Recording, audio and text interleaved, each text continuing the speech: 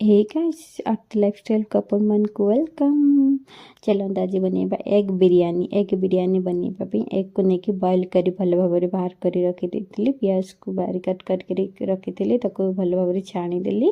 डिक्ची बसईकरी देखो घी टे फुटे जेहेतु बिरियानी रे घीटा बहुत स्मेल आसे भल लगे।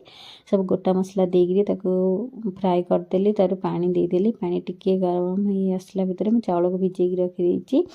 एक को ये चलते फ्राए कर लंका गुंड हल्दी गुंड देकर फ्राए कर बाहर करदे। ग्रेवी बनवाई मसला रेडी बनाऊँगी। चलतु देखो ग्रेवी भी बन रेडी हो गला। एबे सब जहाँ भी मसला पकेबा कथा पकेबे चिकेन मसला टमाटर आउ एग करी बने ग्रेवीटा तो निहाती जरूरी बिरियानी पे। तो ये राइस ही आसला प्राय 40-50% हो आसला तो 70% हेल्ले बाहर करदेवे ना बेसी भांगी गले भल लगे। मो कढ़ई ही बनई देती देखो आज कढ़ई बनई एग बिरियानी।